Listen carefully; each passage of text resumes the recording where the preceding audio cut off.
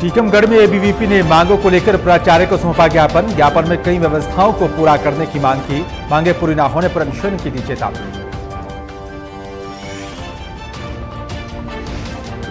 शिवपुरी में पानी की कमी से सूख रही किसानों की फसल। नहर नहीं खुलने से किसानों में लगातार बढ़ रहा आक्रोश। किसानों ने आत्मदाह करने की दी चेतावनी।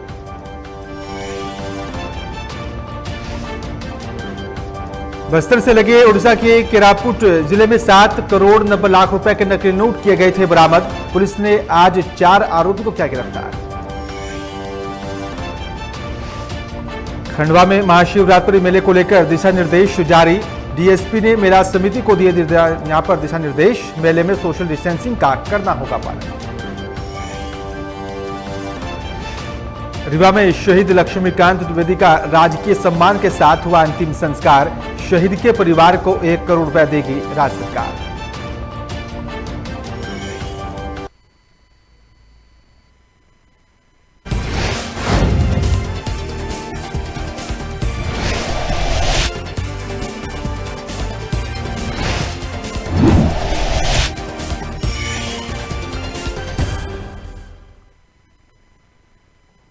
नमस्कार, मैं हूं बिलाल मलिक और आप देख रहे हैं मेरे साथ खबर मध्य प्रदेश। खबर मध्य प्रदेश में सबसे पहले बात करेंगे टीकमगढ़ की।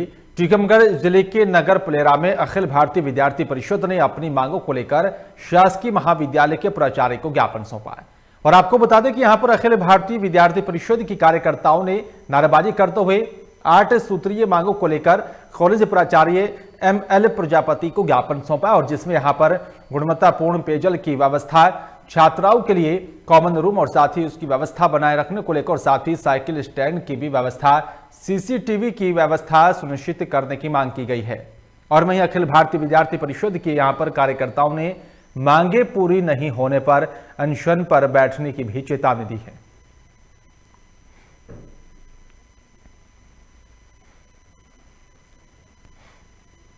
विद्यार्थी परिषद द्वारा हमारी 8 सूत्रीय मांग है जिनको जल्द से जल्द पूरा किया जाए। और माननीय प्राचार्य महोदय द्वारा हमें 4 दिनों का समय दिया है। 4 दिनों के अंदर इन सभी मांगों को पूर्ण कर लिया जाएगा। और अगर प्राचार्य महोदय द्वारा इन हमारी 8 सूत्रीय मांगों को 4 दिवस के अंदर पूर्ण नहीं किया जाता है तो विद्यार्थी परिषद द्वारा उनको एक कहा गया है कि हम लोग उग्र आंदोलन व प्रदर्शन करने के लिए बाध्य होंगे, जिसकी समस्त जिम्मेदारी शासन व प्रशासन विद्यार्थी। सरकार अपने आप को एक तरफ किसान हितैषी बता रही है और साथ ही वहीं दूसरी तरफ किसानों का हाल बेहाल है। खनिया थाना की ग्राम देवखो के यहां पर आसपास के गांव के किसानों की हालत इतनी लगातार जो है बद से बदतर होती जा रही है क्योंकि यहां पर सिंचाई का एकमात्र साधन बुधना डैम की नहर है। लेकिन बुधना नहर का पानी ना मिलने की वजह से किसानों की यहां पर फसल सूखने के कगार पर पहुंच गई। और साथ ही आपको बता दें कि किसानों का कहना है कि उन्होंने अधिकारियों से कई बार इस पूरे मामले को लेकर शिकायत की, लेकिन जिम्मेदारी अधिकारी यहां पर जो है कोई कार्रवाई करने को तैयार नहीं है, लगातार टाल मटोल कर रहे हैं। और किसानों ने यह भी बताया कि यहां पर करीब 5 साल से नहर का साइफन भी टूटा हुआ है, जिसकी वजह से भारी मात्रा में पानी बर्बाद होता है। लेकिन प्रशासन की तरफ से ना तो नहर का साइफन सही करवाया जा रहा है और ना ही नहर में पानी छोड़ा जा रहा है। वहीं किसानों ने कहा है कि अगर उनकी फसल सूखती है तो वो आत्महत्या करने को मजबूर होंगे। और साथ ही SDO विकास तिवारी ने यहाँ पर बताया कि उनका कहना था कि बुधना डैम में पानी ना होने के कारण वो नहर में पानी नहीं छोड़ सकते क्योंकि बुधना डैम से खनिया थाना नगर के लिए जल आपूर्ति की जाती है।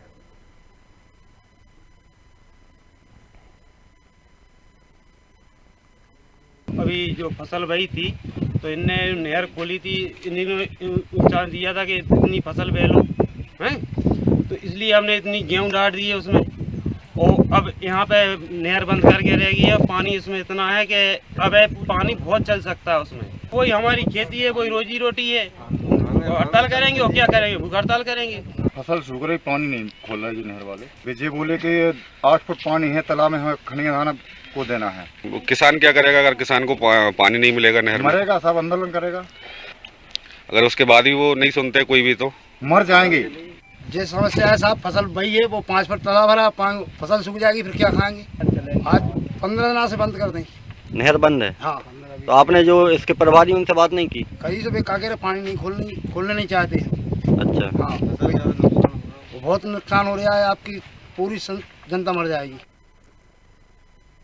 और चलिए बात करेंगे छत्तीसगढ़ की। छत्तीसगढ़ के अंबिकापुर में यहाँ पर 2 लोगों ने दिन दहाड़े ही पुलिस कर्मियों के साथ यहाँ पर सरेआम उनकी पिटाई की और मामला गोधनपुर इलाके का बताया जा रहा है, जहाँ पर शमी साकेत तिवारी अपनी ड्यूटी के लिए घर से निकले ही थे यहाँ पर कि तभी किसी बात को लेकर राजू और साथी प्रिंस नाम के लोगों से कहासुनी हो गई, जिसके बाद गुस्साए बदमाशों ने चेन से पुलिसकर्मी पर हमला कर दिया था और इस हमले में यहाँ पर साकेत तिवारी गंभीर रूप से घायल हो गए।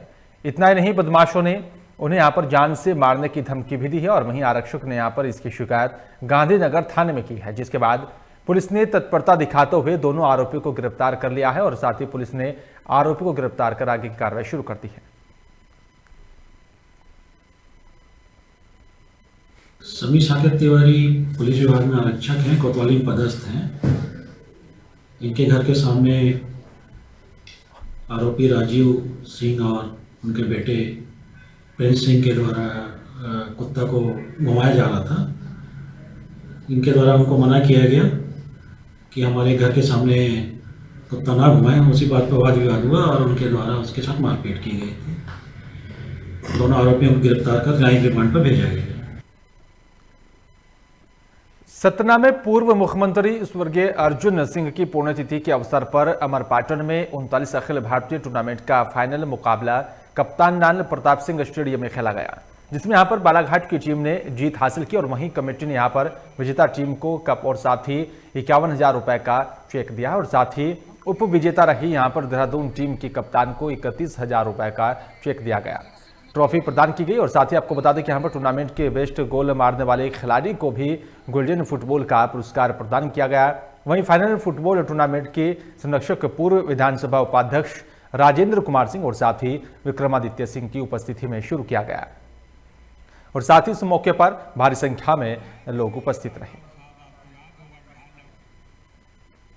एक अच्छे माहौल में पूरा टूर्नामेंट बहुत ही अनुशासन के साथ संपन्न हुआ और फाइनल तो आप लोगों ने भी देखा है कितना रोमांचक था।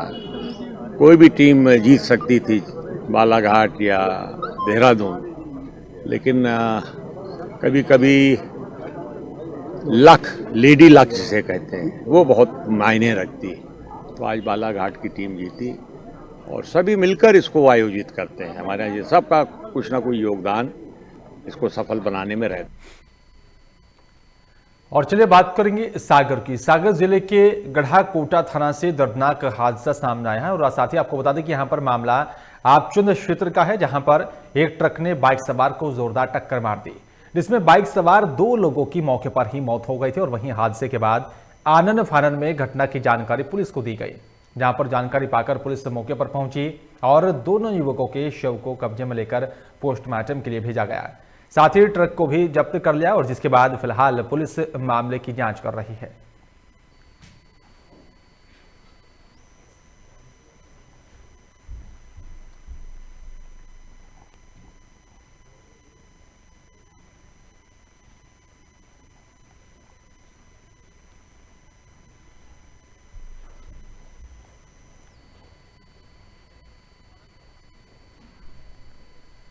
रीवा जिले में यहां पर छत्तीसगढ़ के दंतेवाड़ा में शहीद हुए ग्राम बरछा ककराहा के वीर सपूत लक्ष्मीकांत द्विवेदी का उनके गांव में पूरे राजकीय सम्मान के साथ अंतिम संस्कार किया गया। शहीद को अल्पसंख्यक कल्याण राज्य मंत्री राम खिलावन पटेल, सांसद, स्थानीय विधायक ने यहां पर श्रद्धांजलि अर्पित की और साथ ही शहीद के परिजनों को सांत्वना दी गई और साथ ही इस दौरान अल्पसंख्यक कल्याण राज्य मंत्री ने कहा कि शहीद के परिवार को मध्य प्रदेश सरकार की ओर से 1 करोड़ रुपए की राशि, 1 मकान और 1 परिवार के सदस्य को नौकरी दी जाएगी। छत्तीसगढ़ के दंतेवाड़ा जिले में यहां पर बारसूर थाना क्षेत्र में नक्सलियों द्वारा यहां पर लगाई गई प्रेशर आईईडी के विस्फोट से रीवा के जवान लक्ष्मीकांत द्विवेदी शहीद हो गए थे। सेना में भर्ती होता है तो वो अकेले अपने माँ बाप का बेटा नहीं रह जाता, वो भारत माता का बेटा हो जाता है। ये मेरा भतीजा था लक्ष्मीकांत द्विवेदी और भारत माता की सेवा में संलग्न था और धोखे से विस्फोट के कारण वो मेरे बीच में आज नहीं रहे। हमें इस बात का गर्व है कि मेरा भतीजा भारत माता की रक्षा करते करते अपने आप को माता की बलवेदी पे चढ़ा दिया।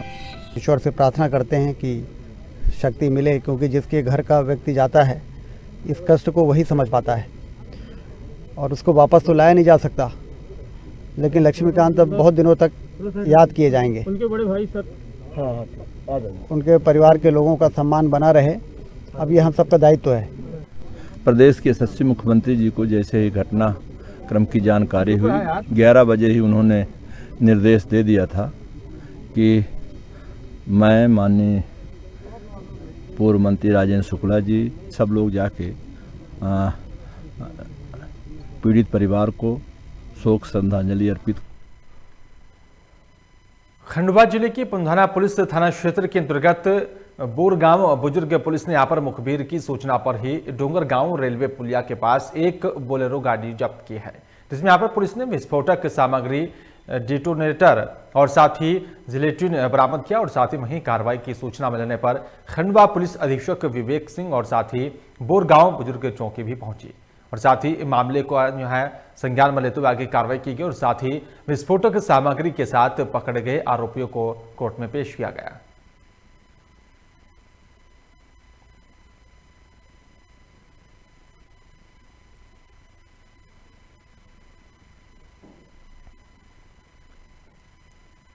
मध्य प्रदेश के झाबुआ में 16 साल की किशोरी में नदी में यहां पर कूदकर आत्महत्या कर ली और साथ ही आपको बता दें कि यहां पर नदी में पानी ना होने से किशोरी की मौके पर ही मौत हो गई थी, जिसके बाद स्थानीय लोगों ने घटना की जानकारी पुलिस को दी और वहीं जानकारी पाकर पुलिस मौके पर पहुंची और साथ ही किशोरी के शव को कब्जे में लेकर पोस्टमार्टम के लिए भेज दिया है।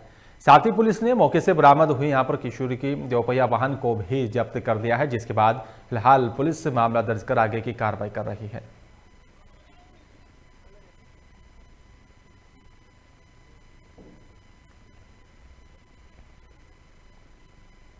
झाबुआ जिला कारागार में एक कैदी की तबीयत अचानक बिगड़ गई और साथ ही आनंद फानन में उसे अस्पताल में भर्ती कराया गया, जहां इलाज के दौरान उसकी मौत हो गई है।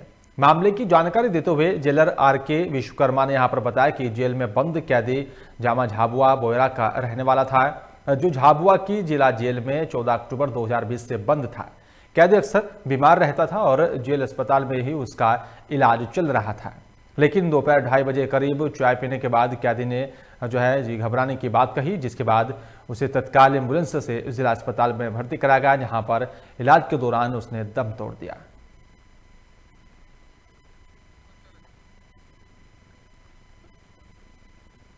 ढाई बजे हमारे चाय परेड होती है, लॉकअप लगा रहता, सब बंदी बैरिक में रहते हैं। चाय आय पी और थोड़ी देर बाद उसको गर्मी से लगी तो सांस जैसी, पंखा चालू करवाया, बंदी बता रहे थे, मैं पूछने गया था, बंदी बताया बोला साहब पंखा चालू करवाया उसने, तो पंखा चलने के बाद में फिर उसको ऐसा घबराहट सी होने लगा।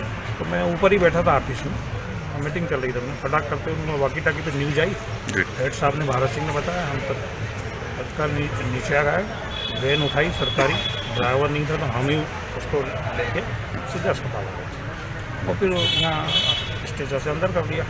3:05 पे हमारे जेल से निकला और 3:21 पे हमको न्यूज वहाँ मिली। बस्तर से लगे उड़ीसा के केरापुट जिले में मंगलवार देर रात 7 करोड़ 90 लाख रुपए के नकली नोट यहां पर बरामद किए गए थे, जिन नोटों को रायपुर में ही छापा गया था। नोटों को रायपुर नंबर की यहां पर लग्जरी गाड़ी से विशाखापट्टनम ले जाया जा रहा था। इस मामले में पुलिस ने 4 आरोपियों को गिरफ्तार किया था। नकली नोटों का मास्टरमाइंड अमरताल निवासी इंजीनियर रविंद्र कुमार मनहर को बताया जा रहा है और एसपी ने बताया कि यहां पर 7 महीने पहले रविंद्र कुमार रायपुर चला गया था और वहां पर किराए के मकान में रह रहा था। उन्होंने कहा है कि थाने का स्टाफ वाहनों की रूटीन चेकिंग कर रहा था और इसी दौरान पुलिस को कार में 4 सूटकेस जो है दिखाई दिए और जिनमें से 7 करोड़ 90 लाख रुपए के नकली नोट बरामद किए गए। साथ ही 5 मोबाइल, डेबिट क्रेडिट कार्ड और 35,000 रुपए की नकदी भी बरामद की गई थी। ये उड़ीसा के कोरापुट ज़िले में जो आरोपी पकड़ाए गए हैं बड़ी मात्रा में फेक करेंसी के साथ, उसमें से 3 आरोपी जांजगीर ज़िले के रहने वाले हैं। इसमें से 2 लोग आरकेएम पावर प्लांट में काम करते थे। जो मेन आरोपी है रविंद्र कुमार मनहर, ये आरकेएम में इंजीनियर के पद पे पदस्थ था और पिछले 7-8 महीने से ये नया रायपुर में एक फ़्लैट किराए पे लेके रह रहा था, जहाँ पे इसका परिवार भी निवासरत था।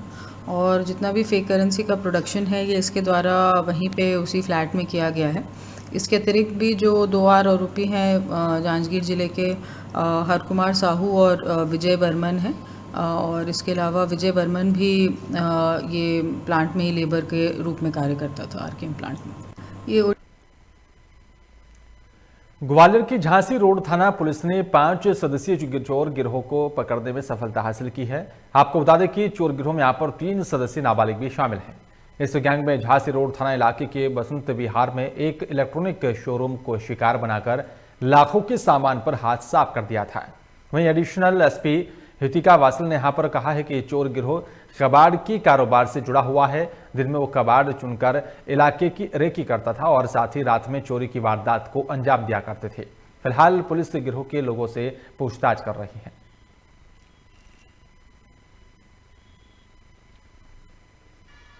और मुखबिरों से फिर इनको सूचना मिली कि आज एक जो चोर है वो इनके थाना क्षेत्र में घूम रहा है।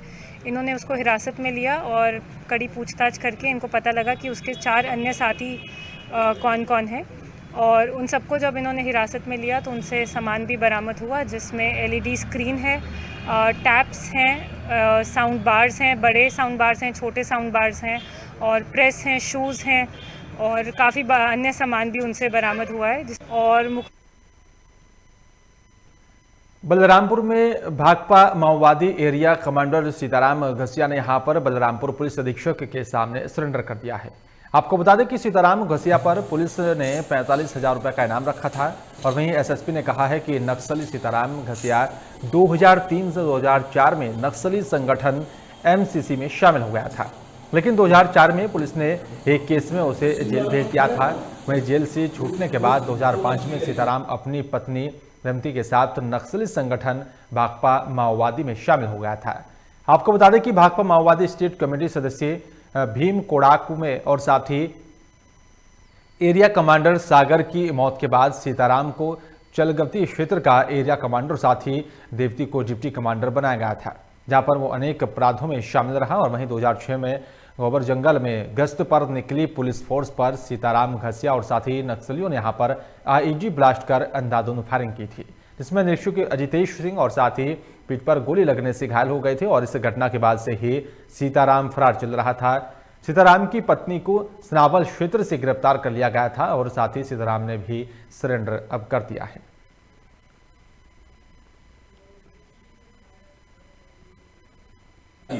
एक लोकतांत्रिक विचारधारा में परिवर्तन पूरा आना एक बहुत बड़ा जो है कार्य है, जो हमारे क्षेत्र के जनप्रतिनिधि, हमारे उनके रिश्तेदार, पुलिस के लोगों ने मिलकर के कार्य किया। मैं इनकी बुरी बुरी प्रशंसा करता हूं, उन्हें धन्यवाद देता हूं। अभी ऐसा कोई हथियार या जो चूंकि जो है अलग क्षेत्रों में ये रहा है तो हथियार नहीं दिया है, पर आपके साथ समक्ष है व्यक्ति जो है। और क्योंकि हमारे नक्सली अपराधों में जो है 6 अपराधों में ये आरोपी है, बड़े गंभीर अपराध के उस समय के आरोप हैं इसमें। साथ ही जो है इन पे लिखित रूप से उस समय जो है जो तत्कालीन पुलिस अधीक्षक से लेकर के पुलिस महानिरीक्षक को पुलिस महानिदेशक इस स्तर तक के भी जो है अधिकारियों द्वारा इनाम जो घोषित किए गए थे, कुल मिलाकर के 45,000 रुपये के इनाम जो है घोषित होना ही इस बात के लिए जो है प्रमाणित करता है कि 2005 के आसपास में जो है इसके ऊपर कितना जो है। छत्तीसगढ़ की भूपेश सरकार जहां नरवा गरबा घुरवा बाडी इला बचाए यहाँ पर सगवारी का नारा दे रही है, और तो वहीं इसका स्थानीय प्रशासन जमकर मजाक उड़ा रहा है। इनका ताजा उदाहरण यहाँ पर बालोद में देखने को मिला है, जहां पर जिले की जीवनदायिनी तांदुला नदी जो कभी खूबसूरत हुआ करती थी तो नाले से प्रतीत होती है। प्रशासन और साथ ही जिम्मेदार प्रतिनिधि भी यहाँ पर जो है सफाई को लेकर ध्यान नहीं दे रहे हैं। नदी की हालत बद से बदतर होती जा रही है। वहीं नदी की यहाँ पर इस हालत को देखकर समाज सेवी संगठन और हिंद सेना की टीम ने नदी की साफ सफाई की, और साथ ही आपको बता दें कि इसी में जो है क्रम में आगे हिंद सैनिकों को भी नदी की साफ सफाई करते हुए देखा गया। संगठन के सदस्यों ने कहा है कि उन्हें यहाँ की गंदगी ने खींच लाया और साथ ही कहा है कि वो लगातार यहाँ पर तांदुला की सफाई कर नदी के जल को पीने योग्य बनाने का काम कर रहे हैं। आज हम सभी हिंद सैनिक हमारे बालोद की जीवनदायिनी नदी माँ तांदुला में इतना गंदगी हो गई है, इतना खरपतवार हो गया जिसका ध्यान शासन प्रशासन की ओर भी नहीं जा रहा है। जिस शासन प्रशासन के द्वारा नहीं कर रहे हैं तो हम लोग हिंद सैनिक, हम लोग सभी भाई आज से यहाँ पर स्वच्छता अभियान चला के अभी लगातार हम जितने भी दिन लगेंगे, 15 दिन, महीना दिन, जितना भी दिन लगेगा, हम यहाँ से जो खरपतवार जो है इसको पूरा साफ सफाई का अभियान अभी हम लोग चला रहे हैं। जिले की जीवनदायिनी तांदुला नदी में आज सफाई का कार्य किया गया, जो अब तक मृत अवस्था में पहुंच गई है, जिसे हिंद सेना के सैनिकों द्वारा श्रमदान कर सफाई किया गया। खंडवा जिले के इंदौर इच्छापुर हाईवे पर स्थित रुस्तमपुर गांव में गुप्तेश्वर महादेव मंदिर में महाशिवरात्रि पर लगने वाले 3 दिवसीय मेले को लेकर डीएसपी ने मेला समिति की बैठक के साथ यहां पर जो है उन सभी को बुलाकर बैठक में यहां पर दिशा निर्देश जारी किए। खंडवा डीएसपी नीलम चौधरी ने मेला आयोजन समिति की बैठक में समिति सदस्यों को यहां पर सोशल डिस्टेंसिंग का भी पालन करने और साथ ही पेयजल, बिजली, एम्बुलेंस जैसी सुविधाओं के लिए आवश्यक दिशा निर्देश जारी किए। आज गुप्तेश्वर महादेव मंदिर में मेला समिति की बैठक रखी गई थी, जिसमें पुलिस विभाग एवं प्रशासन के द्वारा विभिन्न निर्देश दिए गए हैं, जिसमें सबसे पहले तो कोविड महामारी में सोशल डिस्टेंसिंग को पालन करवाने के लिए निर्देश दिए गए हैं। इसके साथ साथ साफ सफाई, बिजली व्यवस्था, एम्बुलेंस की व्यवस्था, इसके लिए निर्देश दिए गए हैं। साथ में पुलिस के द्वारा सभी जो सुरक्षा व्यवस्था है उसको एवं निगरानी की जाएगी और साथ में जो ट्रैफिक है इसमें इसकी पूरी व्यवस्था की जाएगी कि ट्रैफिक व्यवस्था भी बाधित नहीं होगी और मेला भी सुचारू रूप से चलता रहेगा। पूर्व मंत्री पीसी शर्मा ने नाइट कर्फ्यू को लेकर राज्य सरकार पर हमला बोला है और कहा है कि कोरोना के बढ़ते मामलों में नाइट कर्फ्यू लगाने से क्या होगा? क्या रात में कोरोना को दिखता नहीं है? कोरोना कादर खान हो जाता है?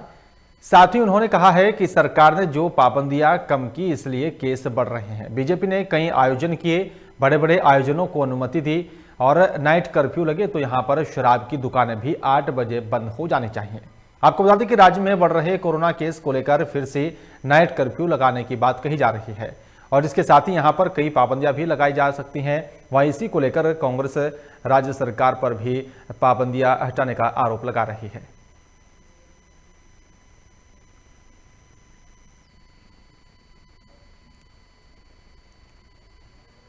नर्मदा नदी को प्रदूषण से मुक्त करने के लिए डिंडोरी में यहां पर गंदे पानी की निकासी के लिए सीवर लाइन का भी निर्माण किया जा रहा है।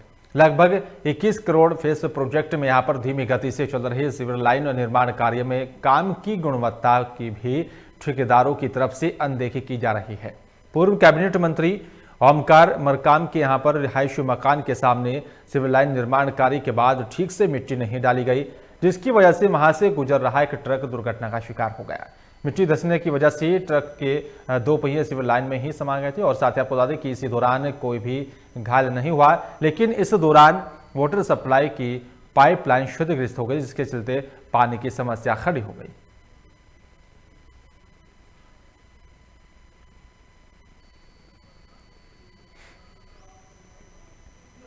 नगर के अंदर हमारी जो निर्मित सड़कें हैं, सीसी सड़कें जो हैं, सीसी रोड की हमारी जो सीमेंटेड सड़कें हैं, इन सारी सड़कों को इनके द्वारा बीच से तोड़ा जा रहा है। बीच से तोड़ने के बाद उसमें उनके द्वारा पाइप लाइन डाली जाती है और बाद में सड़क की मरम्मत नहीं कराई जा रही। गड्ढा जहाँ हो रहा है वहाँ मट्टियों से पूरा जा रहा है। हल्की से बारिश होने पर कीचड़ हो जाता है और उसके बाद जो भारी वाहन यदि निकलते हैं तो वहाँ पर वो भारी वाहन फंस जाते हैं। हरदा जिले की हंडिया तहसील में आगामी नर्मदा पंचकोशी पदयात्रा को लेकर स्थानीय ग्राम पंचायत परिसर में हरदा एसडीएम श्रुति अग्रवाल की अध्यक्षता में बैठक की गई, जहां पर बैठक में आगामी दिनों में यहां पर संपन्न होने वाली पंचकोशी पदयात्रा को लेकर बिंदुवार जानकारी से अवगत कराया गया। वहीं इस मौके पर राजस्व विभाग, स्वास्थ्य विभाग और साथ ही बिजली विभाग, पुलिस विभाग, होमगार्ड विभाग सहित अन्य विभागों के अधिकारियों को दिशा निर्देश जारी किए गए। अभी कोरोना का वापस से प्रभाव बढ़ा है, इस कारण से हम लोग प्रशासनिक तौर पे इस यात्रा की परमिशन नहीं दे रहे हैं और लोगों से हम यही निवेदन कर रहे हैं कि कम से कम आए हो। लेकिन चूँकि श्रद्धालुओं के आने की संभावना को देखते हुए हम लोगों ने कुछ व्यवस्थाएं करी हैं, जैसे कि लाइटिंग की व्यवस्था, जब वो पूरे रूट में पैदल चल के आएंगे, साथ में अगर वो रुकते हैं तो जहाँ पे रुकेंगे वो वहाँ पे सफाई की व्यवस्था, शौचालय, पानी पीने का और थोड़ा खाने।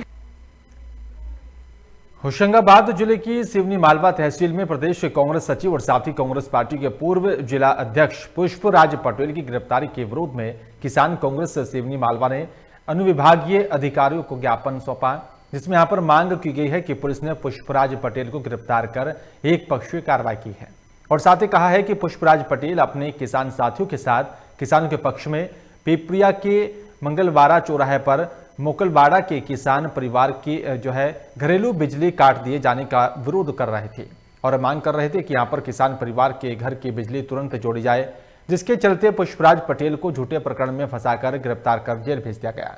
और साथ ही कहा है कि हमारी मांग है कि यहां पर पुष्पराज पटेल पर लगाए गए झूठे आरोपों की निष्पक्ष जांच होनी चाहिए। किसान कांग्रेस कमेटी के प्रदेश सचिव पुष्पराज पटेल द्वारा एक किसान के हित में एक प्रदर्शन पिपरिया में किया गया था, जिसे लेकर वहां की बिजली विभाग की महिला अधिकारी ने विधायक जी के कहने पे उन पर हरिजन एक्ट की कार्रवाई की और पुष्पराज पटेल जी को जेल पहुंचाया। उस कार्रवाई का हम विरोध करते हैं और उसे लेकर हमने आज एक ज्ञापन तहसील कार्यालय में तहसीलदार महोदय को। जबेरा विधायक बीजेपी धर्मेंद्र सिंह गलोथी के जन्मदिन की पार्टी में छोटी सी यहां पर धक्का-मुक्की को लेकर राजपूत और साथ ही जैन समाज में गाली गलौज होने लगी। देखते देखते मामला इतना बढ़ गया कि यहां पर गोलियां और साथ ही पत्थर चलने लगे थे, जिसकी वजह से 2 लोगों की मौके पर ही मौत हो गई। मामले की जानकारी देते हुए यहां पर थाना प्रभारी नोटा सत्येंद्र सिंह राजपूत ने बताया कि शुक्रवार रात करीब 9:30 बजे मामूली धक्का-मुक्की के बाद शराब के नशे में आरोपी राहुल जैन गोली चला दी और जिससे जोगेंद्र सिंह की घटनास्थल पर ही मौत हो गई थी। वहीं इस दौरान अरविंद नाम की एक स्थानीय निवासी पर कल्याण सिंह ने भी पत्थर से वार कर दिया और इलाज के दौरान अरविंद की भी मौत हो गई है।